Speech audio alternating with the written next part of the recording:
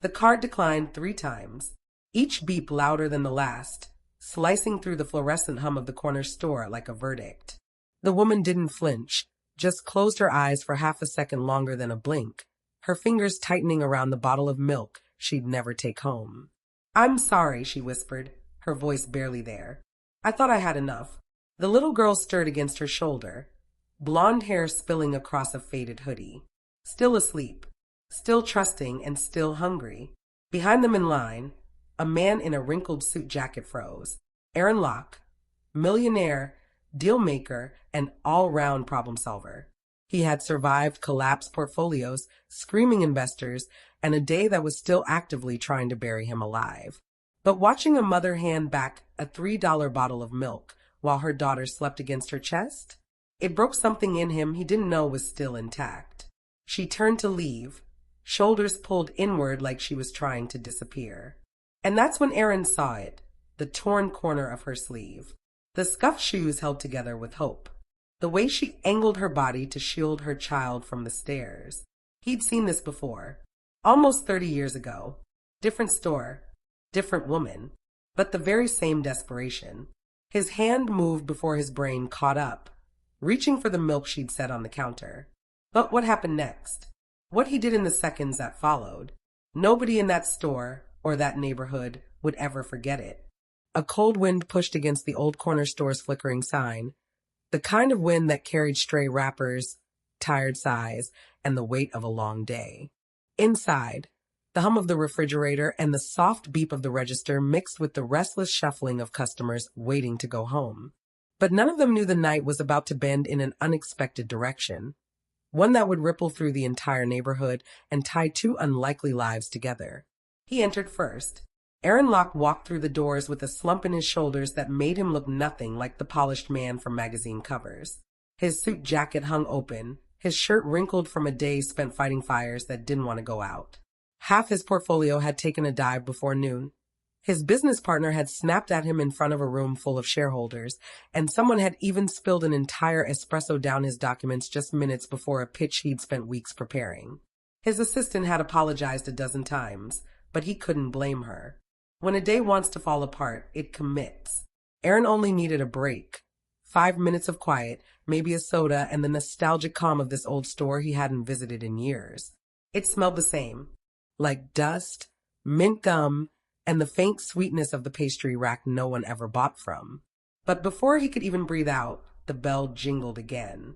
A woman entered with a little girl asleep on her shoulder, her small hand tangled in her mother's hoodie. The child's hair framed her face like soft feathers, her cheeks flushed from exhaustion. The mother held a single bottle of milk, her grip gentle and steady despite the tiredness in her eyes. She wore a faded blue hoodie, the zipper stuck halfway, and her sneakers had seen better years. She didn't look around or bother browsing. She just headed straight to the checkout with that quiet determination of someone who calculated every cent before stepping inside. Aaron found himself watching without meaning to. She whispered something to her daughter and set the milk on the counter. The cashier, an older man with reading glasses perched on his nose, gave her a small smile and rang it up. "That'll be $3.29. She slid her card into the reader. A pause, then a loud beep. Declined. Her shoulders lifted, barely noticeable, as if she forced herself not to react.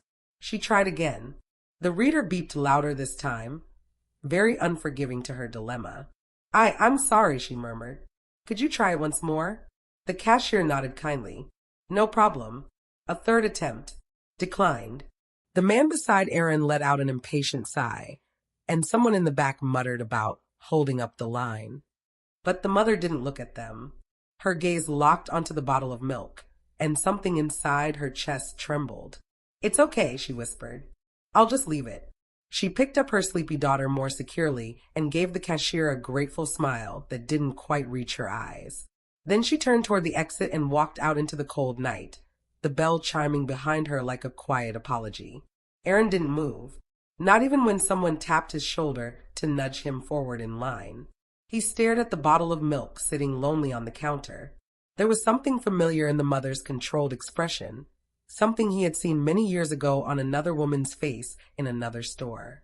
His mother, counting coins she didn't have, pretending everything was fine for the sake of a little boy who didn't understand the meaning of debts or overdue notices. That memory pushed him out the door before he realized his feet were moving. Outside, the wind had grown colder. He spotted the mom a few steps down the sidewalk, adjusting her daughter's blanket around her small arms. The girl stirred, murmured something half asleep, and settled deeper into her mother's arms. "Excuse me," he called softly. She turned, wary but polite. "Sorry to bother you," he said, holding the bottle of milk in his hand. "You forgot this." Her eyebrows drew together in confusion. "I didn't buy it." "I know," he admitted. "I just wanted... your daughter looked like she needed it." She hesitated. The wind tugged at her hair. Her eyes were cautious, guarded, not surprised by kindness, but unsure how long it would actually last. "I appreciate it," she said softly, "but I can't accept something like that from a stranger." "It's just milk," he replied. "Really? Nothing more?" He made sure his tone was gentle, not pushy. She looked down at her daughter, then at the bottle, then at Aaron. Eventually, she let out a breath that sounded like surrender. "Thank you," she whispered as he handed her the milk. Up close, he saw the exhaustion etched into her face, like she'd been holding up her world with fraying ropes and still managed to smile at her child. She shifted her weight, ready to leave, but something nudged Aaron again, the same memory tightening around his ribs. "Wait," he said. "Are you okay? Financially? You don't have to tell me anything, but..." Her posture stiffened. "We're fine." The automatic answer. He recognized it. "I didn't mean to offend you," he said quickly. Her expression softened. "You didn't. It's been a long week." She glanced down at her daughter. "She's been sick. I had to miss shifts. Money's tight right now, but we'll manage." He nodded slowly. "I'm sorry you're dealing with that." "Life happens," she said with a small, tired shrug. "We do what we can."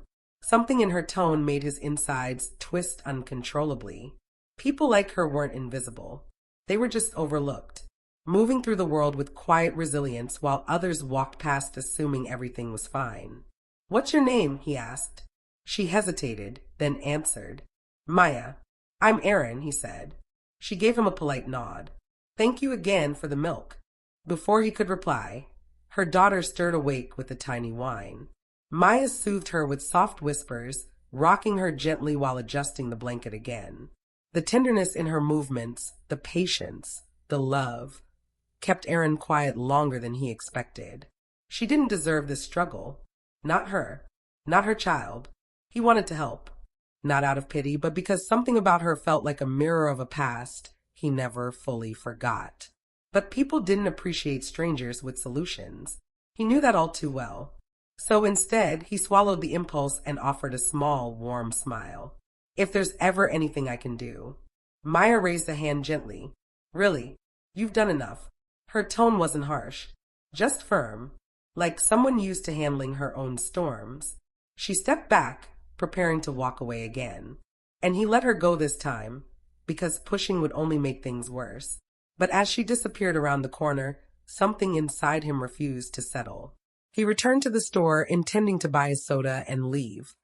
But as he reached for it, his eyes drifted to the back where the store owner leaned against the counter, rubbing his temples. "Long day?" Aaron asked.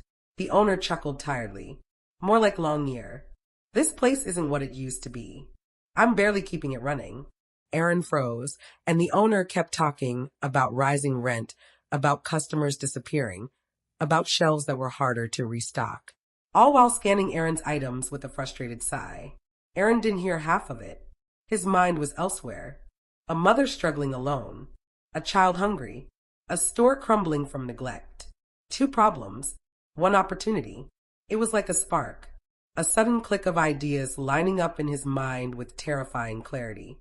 "This store," Aaron said slowly, his eyes unblinking. "Are you saying you'd be willing to sell it?" The owner raised a surprised brow. "If someone offered the right deal, I'd hand over the keys tomorrow." Aaron didn't flinch. "Good, because I want to buy it." The owner blinked. "You what?" "I'm serious. I want this place." The owner laughed like it had to be a joke. But when Aaron didn't smile, the laughter died instantly. "You're serious," the owner said. "Very." And just like that, A silent fuse ignited, one that would explode into events none of them were prepared for. Outside, the wind kept blowing, unaware that inside that small, ordinary store, a decision had just been made that would rewrite everything. The owner stared at Aaron for a long moment, as if waiting for a punchline that never came. His hands hovered awkwardly over the register, and his mouth opened and closed twice before he managed, "You're not messing with me, right?" "No," Aaron said simply. "I think this place still has value, and I'm willing to invest in it." The owner leaned back, baffled. "Why?" "This store isn't exactly glamorous. It's old, small, and the neighborhood's changed so much that I barely even recognize half the faces that walk in." "That's exactly why," Aaron replied. "This store means something to people. It meant something to me when I was growing up, and it could mean something again." The longer he spoke, the clearer the idea became in his own mind. He hadn't planned this. He hadn't spent hours thinking it through. But some decisions didn't need spreadsheets or meetings.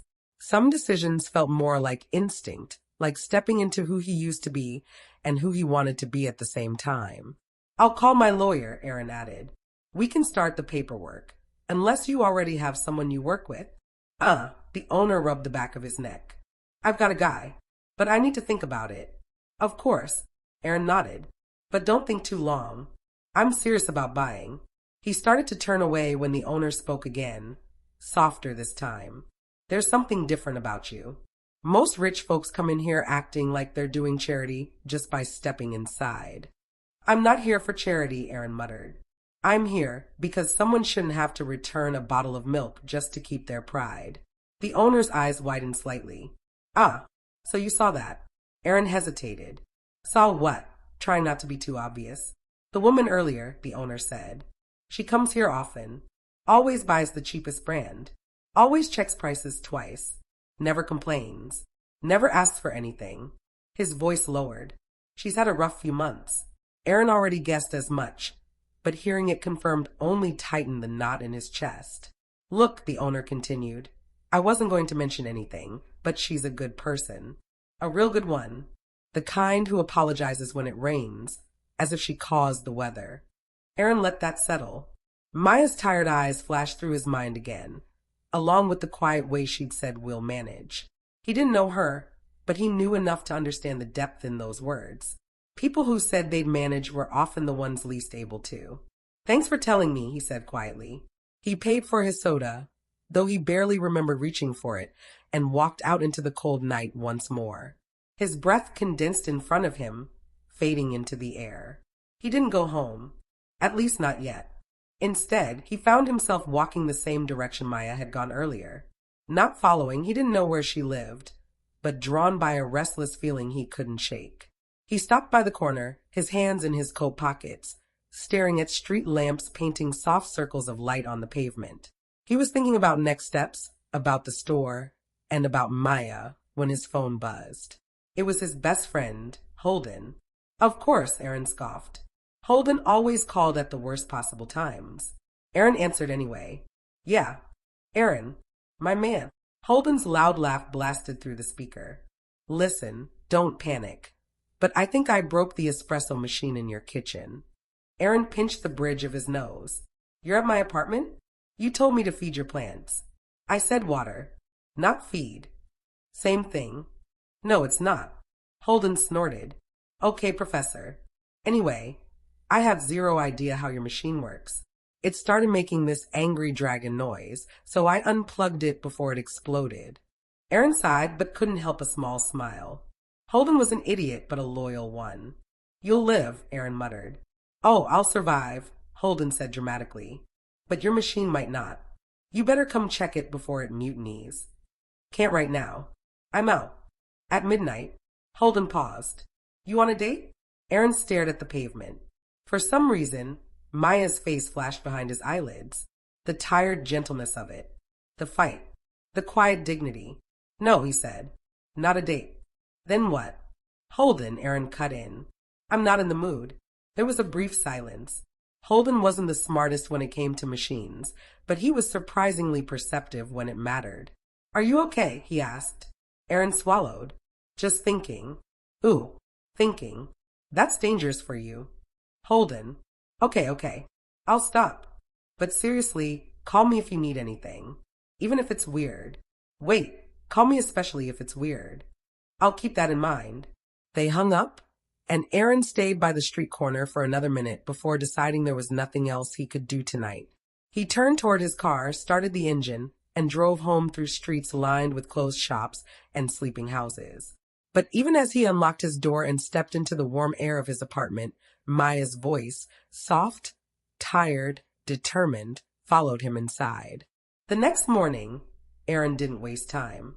Before sunrise, he called his lawyer, explained the deal, and arranged to meet the store owner around noon. Contracts weren't signed yet, but the wheels were turning, and they were turning fast. After the morning chaos settled, he grabbed his coat and headed back to the neighborhood. He hadn't expected to see Maya again so soon. In fact, he wasn't expecting to see her at all.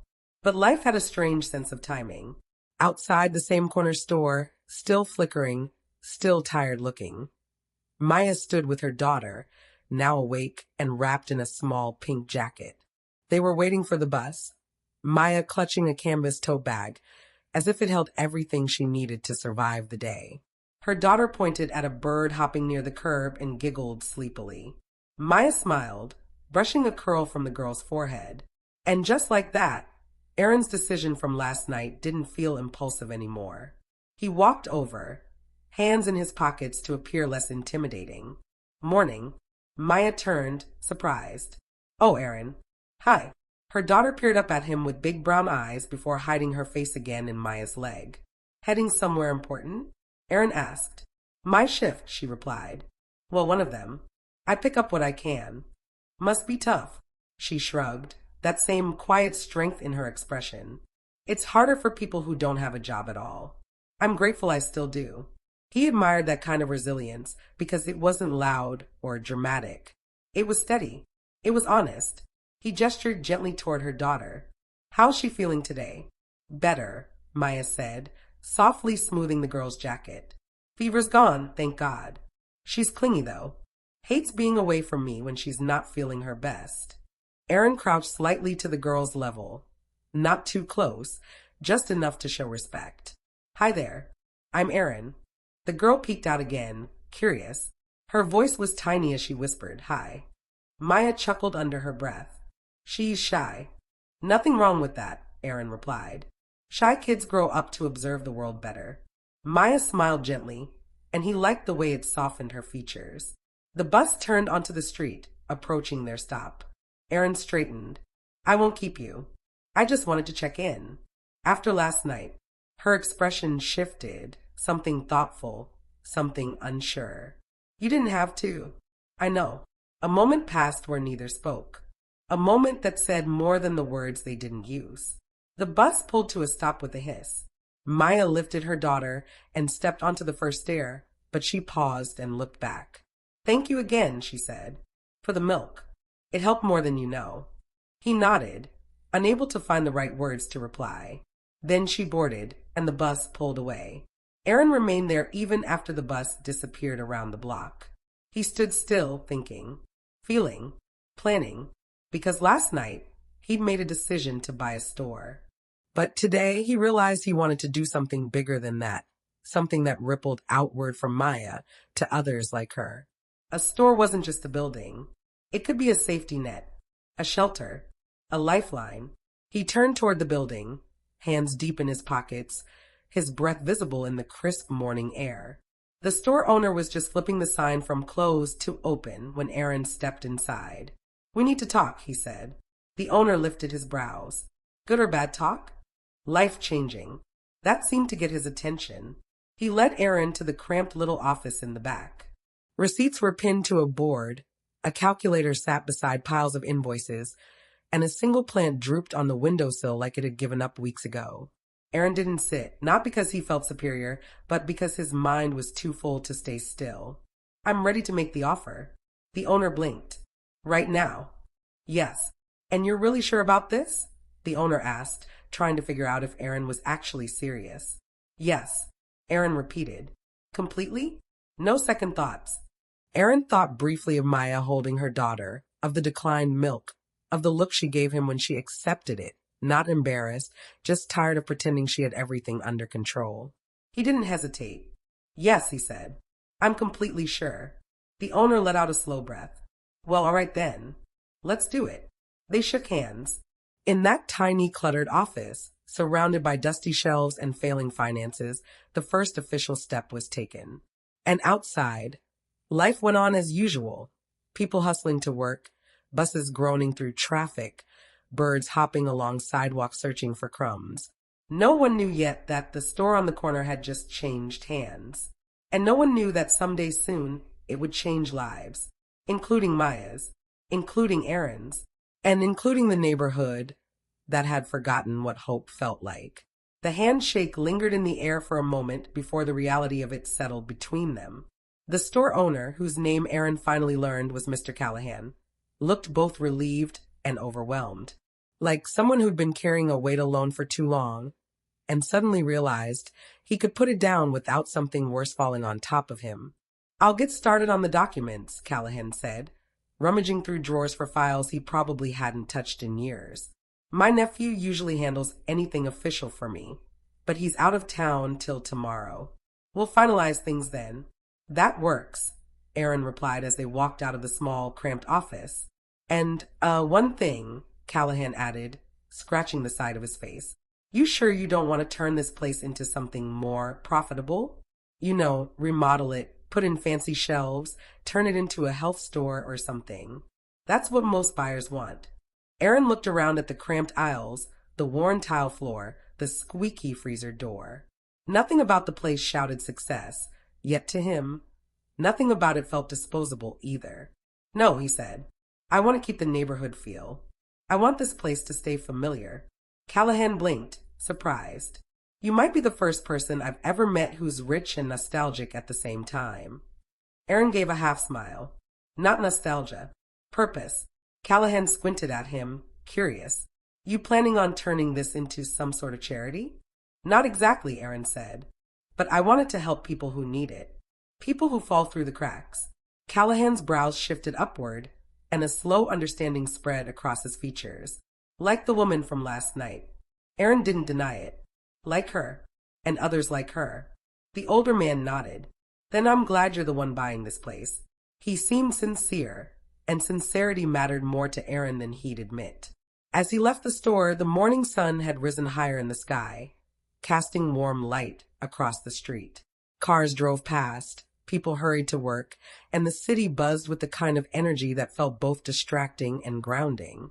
His phone buzzed twice in his pocket, but he ignored it. He needed to think. He needed to plan. But before anything, he needed coffee. He stepped into a small cafe a few blocks away, ordered a cappuccino, and took a seat by the window. As he stirred the foam absent-mindedly, he thought again of Maya and her daughter. The memory lingered longer than it should have. Maybe because he'd never seen someone fight so quietly. People fought loudly all the time, clients, board members, CEOs. Loud fighting was easy to spot, easy to analyze, easy to argue against. But quiet fighting broke your heart before you even realized it. His phone buzzed again. This time he checked, and much to his annoyance, it was Holden. Where are you? I think the machine is smoking. Aaron rubbed his forehead and typed back, do not touch it again. I'll deal with it later. Holden replied instantly, I am not touching anything. Even my own face feels like a button right now. Aaron slid the phone back into his pocket with a sigh. He'd deal with the coffee machine later. Right now, his mind was locked on something else entirely. He imagined the store. The future store. Bright shelves. Clean aisles. A small section in the back where essentials could be given to struggling families. Maybe a bulletin board with job postings and a corner for community events. But none of this would work unless there was someone trustworthy to run it. Someone the neighborhood already knew. Someone who actually cared. Someone like... He paused. The thought was obvious. So obvious he didn't trust it at first. But the more he replayed the moment, the more the image formed with clarity. Maya behind the counter, greeting customers with the gentle smile she gave her daughter. Maya organizing shelves, running the store with pride and confidence. She needed stability. and the store needed heart. He felt ridiculous for thinking it so soon. But sometimes the right pieces slid into place before someone realized they were a puzzle in the first place. He left the cafe before finishing his drink. By late afternoon, he found himself driving through the neighborhood again, the sun lowering behind old brick buildings. He didn't know where Maya worked. He didn't even know if he'd find her.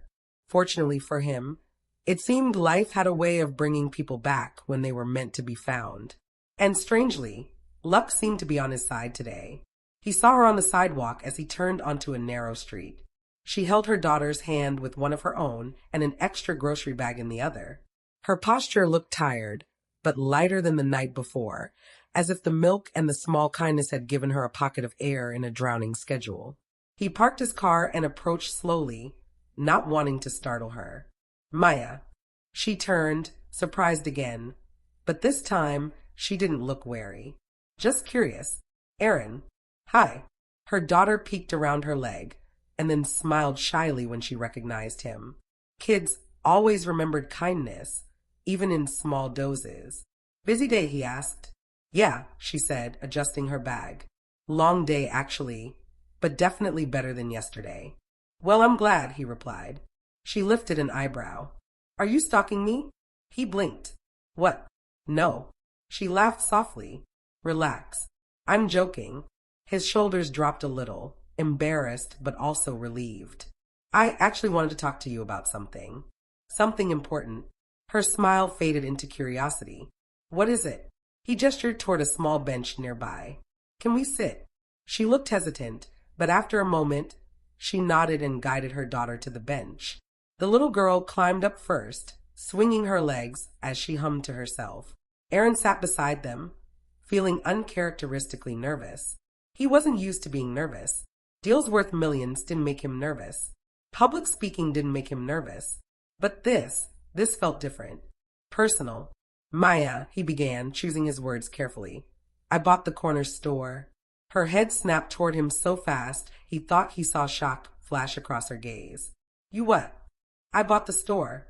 Or, technically, I'm in the process of buying it. The paperwork is being prepared. Her mouth parted slightly. She looked like she was trying to make sense of a foreign language. Why would you buy that place? Because it needs help, he said simply. And because the neighborhood needs something stable. Something reliable. She studied him with that quiet intensity he recognized from their first meeting. So you're turning it into a business? Yes, he said, but not a typical one. I want it to be community-focused. A store that supports families who are struggling. A place where essentials aren't out of reach for people trying their best, but falling short. Her daughter tugged on her sleeve, whispering, Mommy, what's falling short mean? Maya stroked her hair. It means working really hard and still needing a little help. Aaron watched the exchange, impressed by the gentleness in her explanation. Then her gaze returned to him. And why are you telling me this? He swallowed. Because I want you to run it. The silence that followed was thick and heavy. A bird chirped somewhere overhead. A car rolled by, and a dog barked down the street. But Maya didn't move. She just stared at him, stunned. You want me? Yes, he said. You.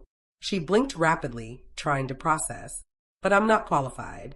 I don't have managerial experience, or business training, or... You don't need any of that, Aaron interrupted gently. You need patience, empathy, reliability. You already have all of those, and everything else can be taught. Her hands tightened around her grocery bag. Aaron, I appreciate the thought, but this feels too much. I barely know you. I know. His voice softened. And you're right to hesitate. But this isn't charity. I'm offering you a job.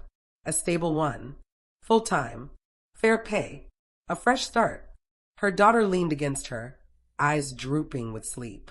Maya held her close with automatic tenderness that only reinforced everything Aaron already believed about her.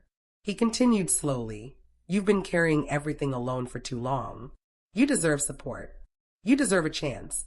She looked down, breathing shakily, not distressed, not scared, just overwhelmed in a way that suggested she wasn't used to help coming from unexpected directions. I don't want to accept something I didn't earn, she whispered. You earned it by surviving, he said. By doing everything you can for your daughter. By showing more strength in 30 seconds than I've seen from executives who brag about working 80-hour weeks. Her eyes met his again, this time shimmering faintly with something she tried to hide before it escaped. Hope, or fear of hope. Both looked the same at first. But which was it? She swallowed hard. This is a lot. I know, he replied softly. Take your time. Think about it. I'm not rushing you. She looked at her daughter, brushing a stray curl with trembling fingers. If I say yes, it'll change everything for us. That's what I want, Aaron said. I want things to change for you. For the better. She didn't respond right away. But she didn't say no. And that was enough. After a long moment, she held her daughter closer and whispered, Let me think on it tonight. Of course, Aaron said. They stood. She gave him a small, fragile smile, one that said she wasn't used to doors opening but was willing to look inside this one carefully. Thank you, she said quietly. Anytime, he replied. He watched her walk away, her daughter holding her hand, their silhouettes growing smaller under the evening sky. And somewhere deep inside, he knew that whatever her decision was tomorrow, his life had already started changing too. Night settled over the city like a heavy blanket, dimming street corners and softening the edges of buildings. Apartment windows glowed with warm light, muffled televisions flickered behind curtains, and somewhere in the distance, a siren wailed before fading into silence. Maya walked slowly, her daughter's small hand clasped in hers, every step heavy with thoughts she wasn't ready to face. When they reached their building, an aging complex with peeling paint and stair rails that rattled, her daughter dragged her feet, half asleep. Maya scooped her up with a soft grunt. Almost home, baby. The girl rested her head on her mother's shoulder, her breath warm against Maya's neck. Inside their apartment, the lights flickered to life. The living room was small but tidy, toys kept in baskets, the couch thin from years of use. A tiny table holding a stack of unpaid bills she tried not to look at. She laid her daughter gently on the couch, pulled a blanket over her, and kissed her forehead. Then she let out a slow, shaky breath. A job, managing a store, she murmured to herself, pacing silently. What does he even see in me? Her fingers brushed her temple as she remembered Aaron's steady expression, the sincerity in his voice, the way he never once made her feel pitted. That scared her and comforted her at the same time. She'd learned to be suspicious of kindness, especially sudden kindness from strangers. Life had taught her the fine print behind every smile. But when she thought about the bottle of milk, the way he'd followed her outside with nothing but gentle intention, and the offer he made today, nothing about it felt fake, and nothing about him felt manipulative. Still, her chest tightened with the familiar fear of hoping for too much. Hope could be cruel when it broke. She sank onto the couch beside her daughter, resting her head against the cushions, exhaustion pulling at her bones. What if it's real, she whispered, barely audible to herself. What if this is the break we needed? Silence answered her, soft and heavy. She reached for one of her daughter's little shoes on the floor and held it, her fingers tracing the worn fabric. I want to give you better, she whispered, but I don't know if I'm brave enough. Her daughter stirred in her sleep, a tiny sound escaping her lips. Maya brushed a curl from the girl's forehead, and something inside her changed almost instantly. Maybe bravery wasn't something loud and obnoxious. Maybe it was more like a quiet decision made in the middle of the night when no one was watching. She lay beside her daughter and finally allowed sleep to take her, her mind spinning with possibilities she desperately wanted to believe in. On the other side of town, Aaron didn't sleep. He tried his hardest, but in the end, all he could do was lay in his bed staring at the ceiling, replaying every moment of the day, every word Maya had spoken, every flicker of hesitation in her eyes. He kept asking himself whether he'd crossed a line, whether offering her the job had been too forward. He didn't want to scare or pressure her in any way. He just wanted to help. But help had strings sometimes, and he didn't want her to think there were any attached. He wanted her to take the job because she wanted it, not because she felt trapped or obligated. At 2:43 a.m., he finally gave up on sleep. He sat up, ran a hand through his hair, and walked into the kitchen, only to remember the espresso machine was hanging on to life by a thread because Holden had apparently declared war on it with his bare hands. He glared at the machine, and the machine glared back. Or at least, its blinking red light did. You're on your own, he muttered at it, grabbing a bottle of water instead. He opened his balcony door, stepping outside into the cool night air. The city sparkled in the distance, lights blinking like quiet promises. The breeze brushed against his skin, gentle but freeing. He didn't know why he felt so restless. He'd made bigger decisions in his life, multi-million-dollar deals, expansions that took weeks to negotiate, restructures that affected hundreds of people. But none of those had kept him awake like this. Why did this matter so much? Why did she matter so much? He didn't have a proper answer. All he knew was that sometimes life dropped people in front of you, people who reminded you of your past, your mistakes, or what you wish someone had done for you long ago. And when that happened, you either walked away or you stepped forward. He'd spent years walking away. Tonight, he chose differently. Morning arrived with soft sunlight and the distant sound of traffic. Maya woke up to her daughter patting her cheek. "Mommy, I'm hungry." "Okay, sweetie," Maya said, sitting up slowly and rubbing the sleep from her eyes. "Let me get breakfast started." She made oatmeal, sliced a banana, and poured a glass of water. They sat together at their tiny table, sunlight warming the floor beneath their feet. Her daughter ate happily, swinging her legs. "Mommy." "Yes, love." "What did that man want yesterday?" Maya paused, spoon halfway to her mouth. "He wanted to offer me a job." Her daughter gasped dramatically. "Like a big job?" "Something like that," Maya said with a laugh she didn't expect. "He wants me to help run a store." Her daughter nodded as if this made perfect sense. "You would be good at that." The simplicity of the compliment caught Maya off guard. Children didn't complicate things. They said the truth without dressing it up. "You think so?" she asked softly. "Uh-huh," her daughter replied, her cheeks puffed with oatmeal. Maya felt something warm bloom in her chest. After breakfast, she pulled out her phone and stared at Aaron's number. He'd saved it under a Locke. After giving it to her the first day, he'd offered help, just in case she ever needed something. Her thumb hovered over his name, and she inhaled slowly. After a few seconds, she finally pressed call. The line rang 3 times before he finally picked. Aaron Locke speaking. His voice came through a little groggy. "Hi," she said quietly. "It's me, Maya." His tone shifted instantly. "Maya, good morning." "I've been thinking," she said, voice trembling slightly, "about your offer." He didn't interrupt. "I want to talk more about it," she continued. "In person, if that's okay." "Of course," he said without missing a beat. "Tell me where to meet you." Half an hour later, they met outside the corner store. Its windows were smudged with fingerprints, the sign still flickered, and the shelves inside were tilted from years of use. But something about it looked different today. Maybe it was just Maya seeing it differently. Or maybe it was the future she could imagine suddenly forming behind the dusty glass. Aaron reached her with a soft smile. "Thank you for meeting me." "Thank you for asking me to," she replied. "Can we talk inside?" he asked. She nodded. The store was empty, except for Mr. Callahan sorting through old paperwork. He gave Maya a friendly nod. "Morning, dear. Nice to see you again." "Morning," she replied softly.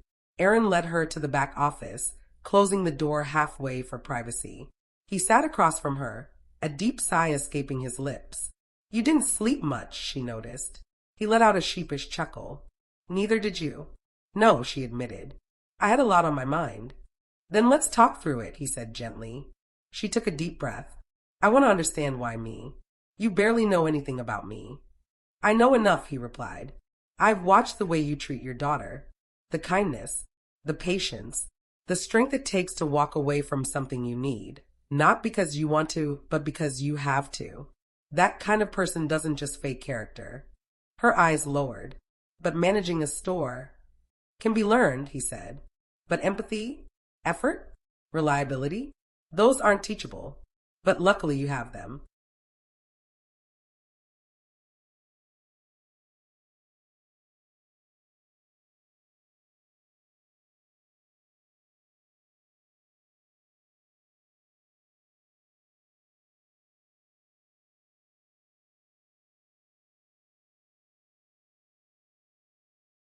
She fiddled with her hands. "I don't want anyone thinking I got this because of pity." "This isn't pity," he said firmly. This is me giving the store and the community the best chance it could possibly have. She looked at him for a long moment. What would the job be like? What would I do? You'd be the manager. You'd open and close the store, oversee the team, keep inventory, handle customers. And I'll walk you through everything until you're comfortable. You won't be alone. He watched her expression shift, fear melting into cautious consideration. And the salary, she asked quietly. He told her just how much he'd be willing to pay, and the number made her eyes widen. It wasn't like he was overpaying or anything. It was fair for a manager's position, but to Maya, fair felt like luxury when she'd spent years scraping by. She inhaled sharply. Aaron, this would change our lives. That's the point. She swallowed hard. Then I think. His heartbeat quickened despite himself. I think I want to try, she whispered. His breath released in a rush, relief flooding his chest. I'm glad, he said softly. More than you know. She gave him a nervous but hopeful smile. I'll do my best. I know you will. Mr. Callahan poked his head in suddenly. Mr. Aaron? The documents are ready for review. Aaron nodded, then stood and offered his hand to Maya. Welcome aboard. She hesitated only a moment before placing her hand in his.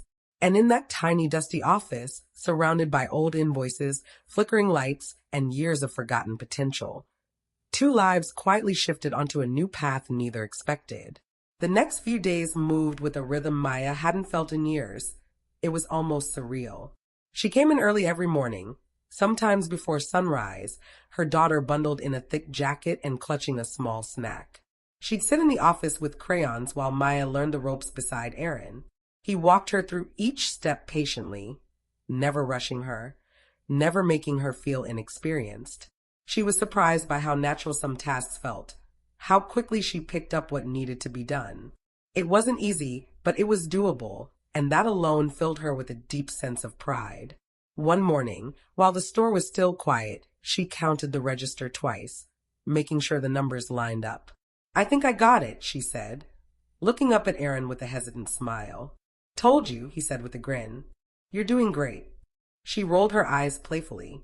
You said that before I even tried. That's because I knew you would be good at it. He watched her tuck a loose strand of hair behind her ear, her cheeks warming as she caught him staring. She didn't call him out, but her lips curved in a shy smile before she returned to the drawer. When customers began trickling in, she took charge instinctively, guiding an older woman to the back shelves, helping a hopeless father compare cereal prices, greeting kids with warm enthusiasm. Aaron stepped back, watching her work the room with careful attention and kind eyes. She didn't realize it, but she'd already transformed the atmosphere of the place. Customers smiled more. Conversations felt lighter. Even the aisles seemed brighter.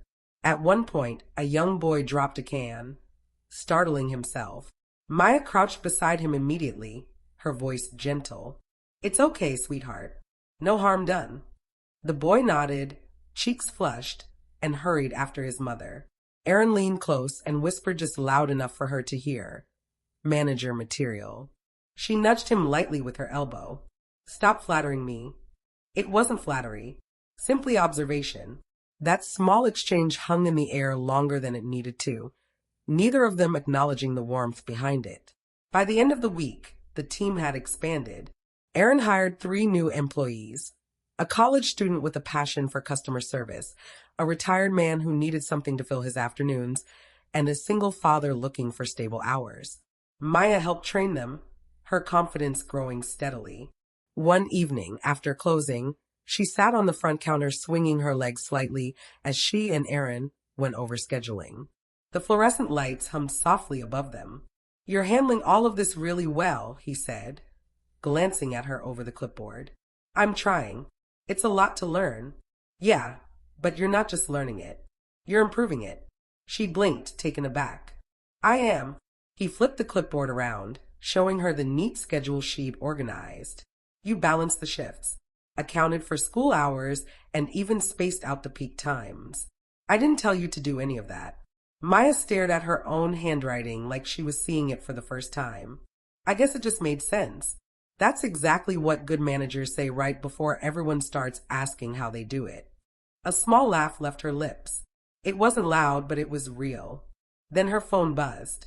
She checked the screen, only to see an overdue bill reminder. Maya quickly tucked the phone back into her pocket, but Aaron noticed the way her smile dimmed.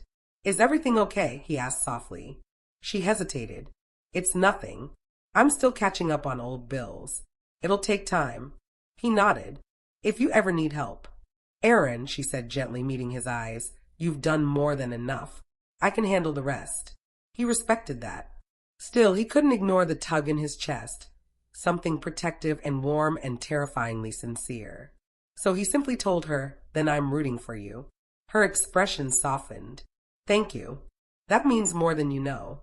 2 weeks passed, and the store felt like a new place entirely. The shelves were stocked, the floors polished, and the customer flow was steady. The new team got along well, often laughing during slow hours or sharing snacks behind the counter.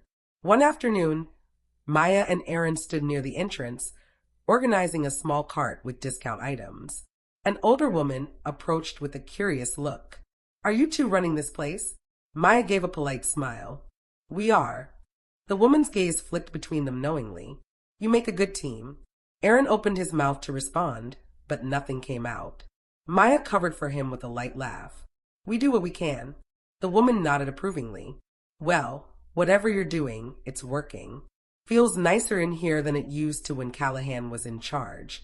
After she left, Aaron turned to Maya slightly flustered.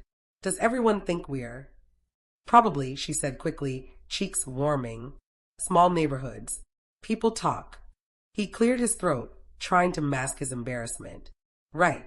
Yeah." But the truth was, the idea didn't bother him as much as he expected. And when Maya caught his fleeting smile, her heart thumped a little harder than she intended. That evening, after closing, rain tapped against the windows in steady rhythm. Most of the team had gone home, leaving just Maya and Aaron to finish up the day's paperwork. They worked in silence until Maya let out a soft sigh. "Long day?" he asked. "Great day, actually," she corrected with a chuckle. "Just a little tiring." He nodded. "You handled it well, especially that mid-afternoon rush with the students." "Don't remind me," she groaned. "I thought they were going to eat the shelves."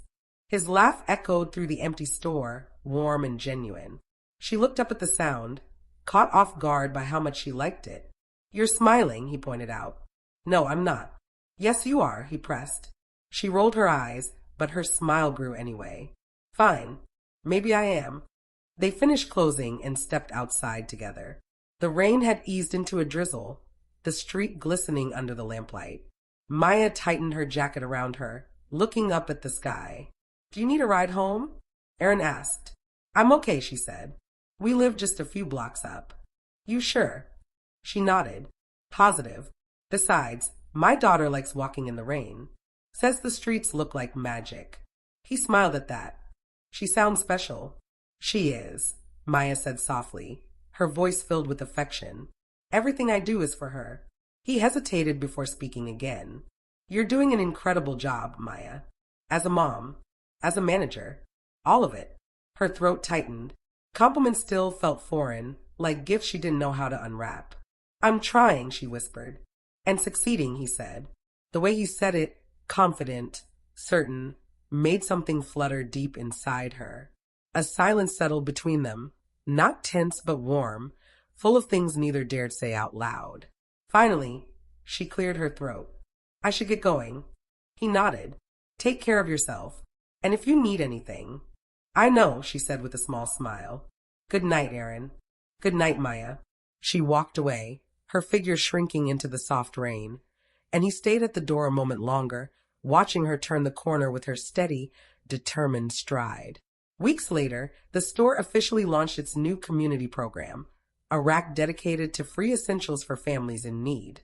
Milk, baby food, canned goods, even small toiletries. No questions asked, no paperwork required. Just help where help was needed.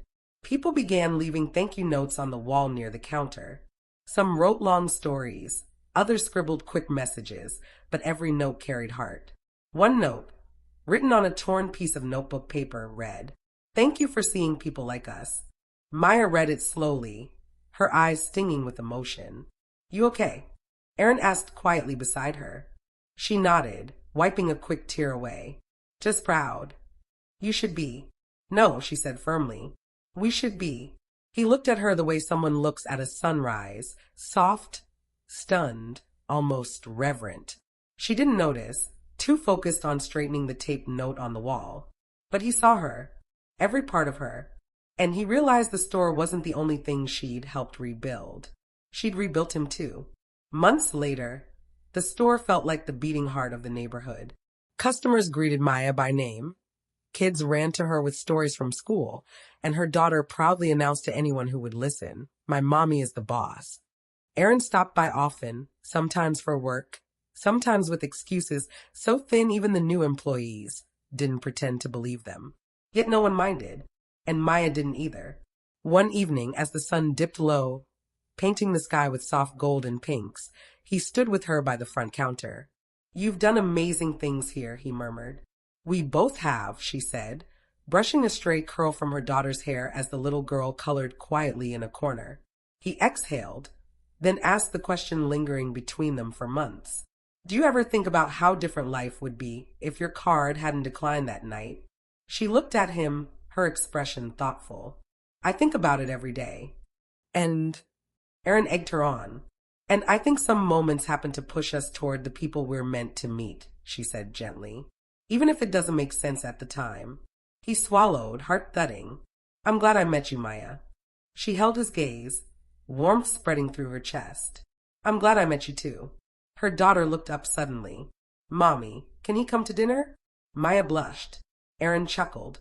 "Only if your mom wants me there." Maya hesitated only a moment before smiling softly. "Yes, I'd like that." Her daughter cheered and went back to coloring. Aaron felt something settle inside him. The store hum filled the background, warm and familiar, and for the first time in years, both of them felt like they were exactly where they belonged. And all of it began with a receipt, a declined card, and a moment that changed everything. If you enjoyed this story, don't forget to like the video, drop a comment to share your thoughts, and subscribe so you don't miss more heartfelt stories just like this one.